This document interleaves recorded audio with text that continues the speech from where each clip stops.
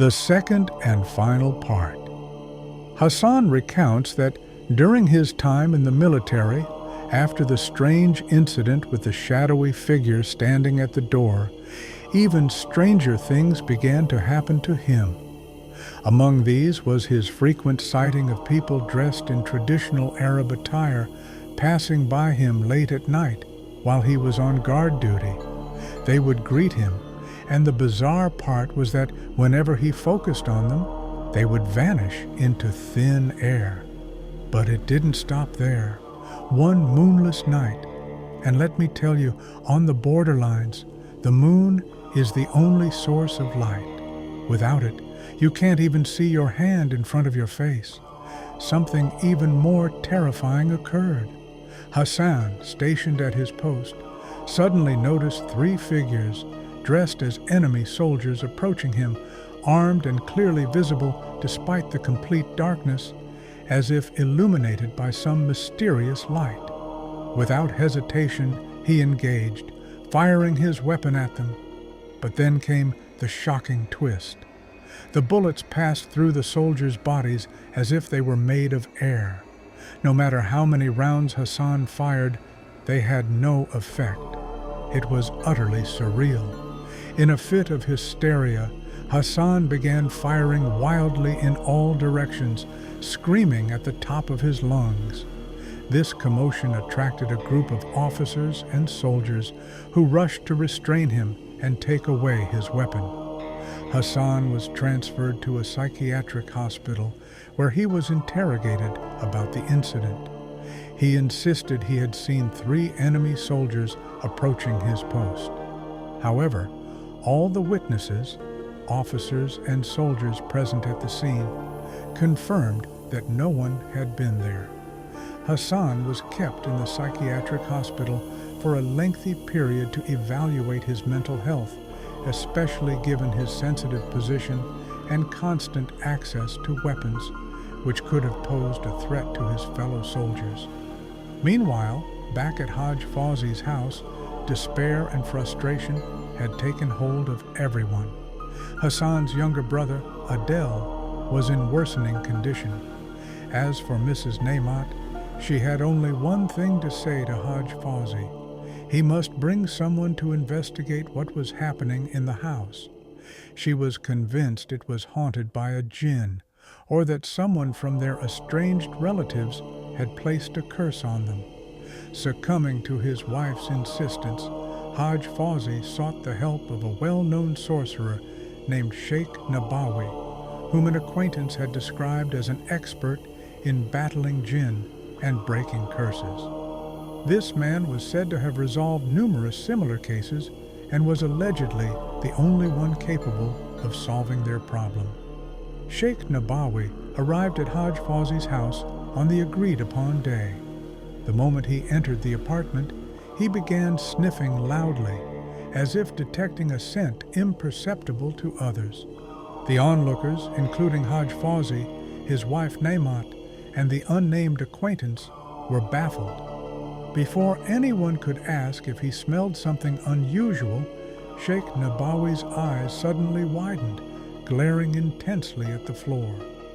Hajj Fawzi admitted he felt a wave of fear seeing the man's eyes nearly bulging out of their sockets. The sorcerer then knelt to the ground, running his hands over it as if searching for something, muttering in a low, incomprehensible voice. After a prolonged silence, he abruptly stood and declared, "This house was built atop an ancient pharaonic tomb. The tomb's guardian, a jinn from the Red Tribe, the most dangerous and harmful to humans, demands the blood of a child to open its gates. A 12-year-old child was slaughtered here. I can smell his blood clearly. His spirit is trapped in this place and will not leave unless it is appeased with blood from someone in this house. If this does not happen, the guardian may burn you all alive. The reason the spirit has begun to manifest now is that the protection spell that once shielded this house has expired." His tone was deadly serious, causing Naimat to wail in fear. Everyone else stood in stunned silence at what they were hearing. Everyone, that is, except Hajj Fawzi. Hajj Fawzi knew all too well that the source of his immense wealth and the fortune left to him by his father stemmed from the ancient tomb beneath the house. Years ago, his father and his partners had unearthed a large collection of pharaonic artifacts from the site, splitting the treasure among themselves. At the time, Hajj Fawzi was just 16 years old and witnessed the entire event. But he had no idea that the day would come when the curse of the spilled blood would come back to haunt him and exact its price from his family. Desperate, Hajj Fawzi pleaded with the sorcerer to find any way to rid the house of the spirit, offering to pay any amount required. But the demand was clear. Someone from the household must die. More specifically, someone must be sacrificed. Otherwise, death would come for them all. As for the explanation of what happened with Hassan and the mysterious phone call he received, it turned out to be the same spirit. It was trying to keep him away from death so it could take revenge on all of them at once. This was the interpretation given later by the sorcerer when he gathered with the entire family and Hassan during his first leave from the army after spending a long time in the hospital. Events in the house continued to escalate. Fires began breaking out repeatedly for no apparent reason. Terrifying sounds were heard by the family alone, and the incessant cries of a child filled the air.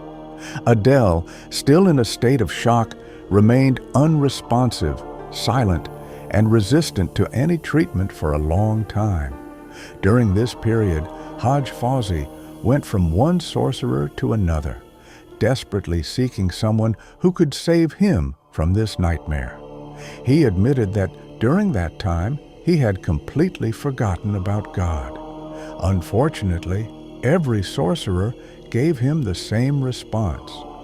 Through some form of magical communication with the spirit, they all concluded that blood from a family member was required to release the spirit, or it would remain trapped there until it exacted its revenge. Then came a man named Bahar, a highly renowned sorcerer in Cairo at the time.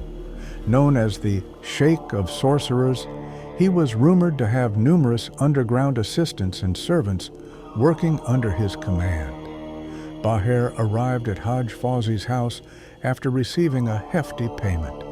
He began chanting incantations and performing rituals. What happened next was unlike anything they had experienced before.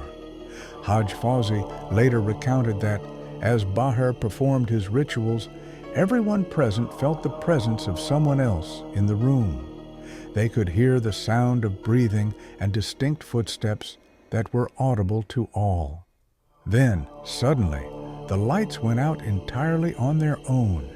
Everyone felt as though they were being restrained, bound by an unseen force. They couldn't even speak. The only sound in the room was Bahar's voice. According to Hajj Fawzi, Bahar seemed to be speaking to someone invisible, his voice clear and loud, but in a language no one could understand. After a few minutes, the invisible restraints disappeared. Bahar then instructed Hajj Fawzi, who was a butcher, to slaughter a specific type of animal. He provided detailed specifications regarding the animal's age, appearance, and gender. It had to be a male. Bahar also described a particular bone from the animal that needed to be extracted. Once the task was completed, Hajj Fawzi was to summon him again. Hajj Fawzi followed Bahar's instructions exactly. When Bahar returned, he took the bone and began muttering in a low voice. What happened next was beyond comprehension. The bone transformed into a small child. Everyone present confirmed this. The child appeared to be around 10 to 12 years old, but his appearance was terrifying. Surrounded by a fiery glow, His eyes were entirely black, and his gaze was filled with malevolence as he stared at each person in the room. Bahar continued his rituals, chanting incantations. After a few minutes, the child vanished as though he had evaporated. Bahar then assured Haj Fawzi and his family that the spirit had been expelled.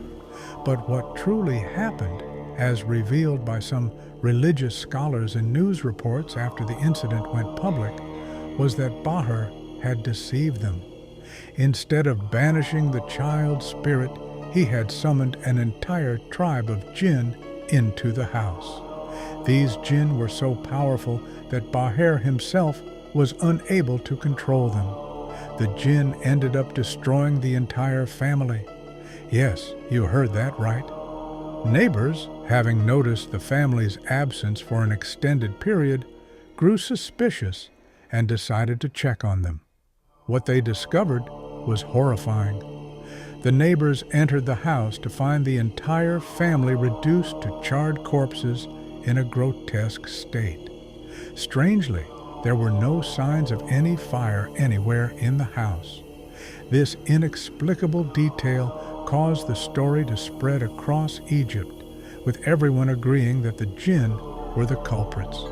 The person who narrated this story was the same acquaintance who had been with Haj Fawzi every step of the way and had initially introduced him to the sorcerer. No newspaper revealed his name or location, referring to him only as an eyewitness. The house of Haj Fawzi was demolished, and a mosque was built on the site. Indeed, the magician will not succeed wherever he is. This story serves as a stark reminder that anyone who resorts to sorcery will never find good in their life, neither in this world nor in the hereafter. Such is the fate of those who follow what God has forbidden.